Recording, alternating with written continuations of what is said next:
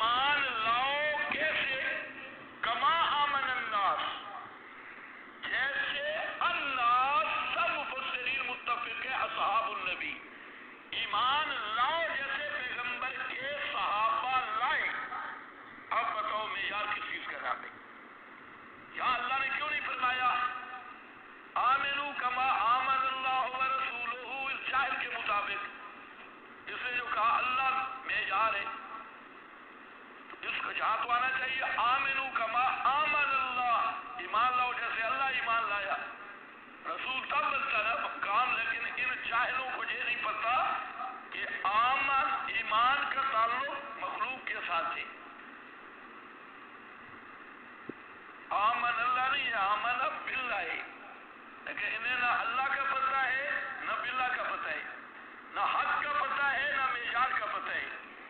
معیار کیا ہے یہ بھی نہیں پتا، حق کیا ہے یہ بھی نہیں پتا۔ تو آیت صاف ہے آمنو کما آمن الناس۔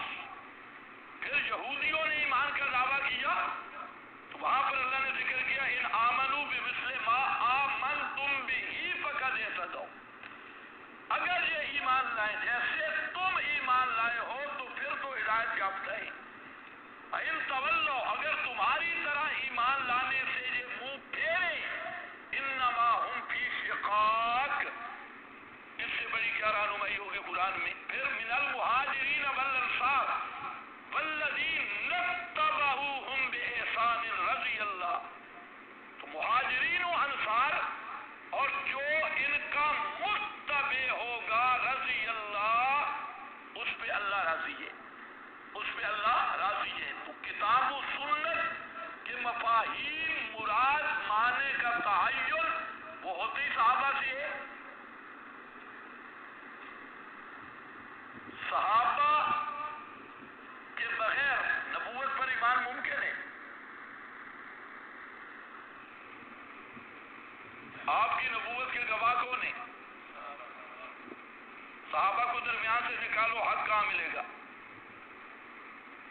آپ کی نبوت حق ہے، اور اس حق کے گواہ کون ہیں؟ صحابہ۔ کتاب و سنت کے اہلی شاہد کون ہیں؟ صحابہ۔ صحابہ کو درمیان میں نکالو، نہ نبوت رہے گی، نہ قرآن رہے گا، نہ توحید، نہ اسلام۔ تو یہ اوپر کے راوی قرآن کے جبریل ہے، اس پہ یہودیوں نے کہا جبریل کی بات ہم نہیں مانتے، اور نیچے کے راوی صحابہ ہیں، مودودیوں نے کہا ہم نہیں مانتے۔ اب ان سے پوچھو مودودیوں سے کہ صحابہ تو تمہارے لیے معیار حق نہیں ہے، ادھر تم دعویٰ کرتے ہو خلافت کا، تو خلافت کس راج پہ ہوگی؟ پیغمبر خلیفہ گزرے ہیں، پہلا خلیفہ کون ہے؟ ابو بکر ہے، عمر، عثمان، وہ تو تمہارے لیے حجت ہی نہیں۔ مودودی نے تو اور بھی بڑی خرافات لکھی۔ بہرحال اسی طرح نبی کریم علیہ السلام نے جو 73 فرقوں کی بات کی، 72 جہنم میں جائیں گے، ایک جنت میں، وہاں پر معیار کیا بتایا؟ ما انا علیہ و اصحابی۔ سنت اور بدعت کا معیار کیا بتایا؟ علیکم بسنتی و سنت الخلفاء الراشدین المہدیین۔ آگے فرمایا ایاکم ومحدثات الامور۔ بدعات اور سنت کا معیار بھی صحابہ ہے، آپ کی سنت اور خصائص کا معیار بھی صحابہ ہے، کتاب و سنت کے معانی کی تعیین کا معیار بھی صحابہ ہے، اور ایمان کا معیار بھی صحابہ ہے۔ تو اللہ رسول کی بات حق ہے اور اس کا معیار صحابہ ہے۔ کیا مطلب؟ اللہ رسول کی بات کو کیسے مانا جائے گا، کیسے چلا جائے گا، اس حق کا معیار صحابہ ہے۔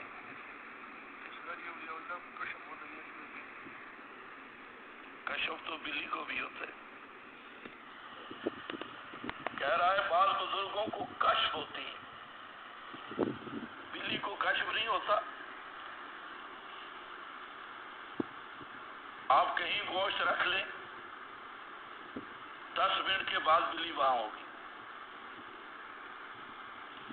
تو کشف یا الہام کیسے فیصلہ ہوگا کہ من جانب اللہ ہے یا من جانب ابلیس ہے؟ اس لیے نہ کشف حجت ہے نہ الہام حجت ہے.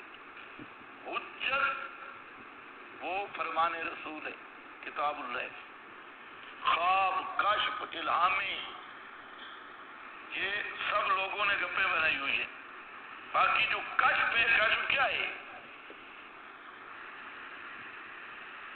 کبھی آپ کو بھی کشف ہوتا ہے اور کبھی ٹھیک ہوتا ہے، کبھی غلط ہوتا ہے.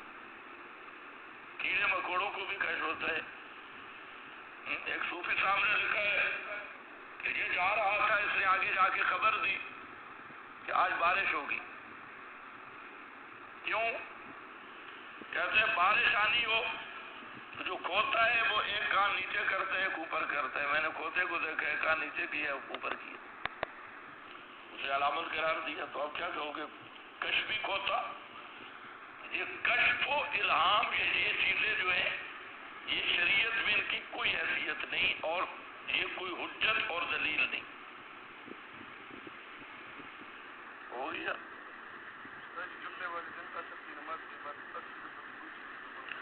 حدیث میں ہے کہ 3 ہو گیا. وآخر دعوانا اگلے جو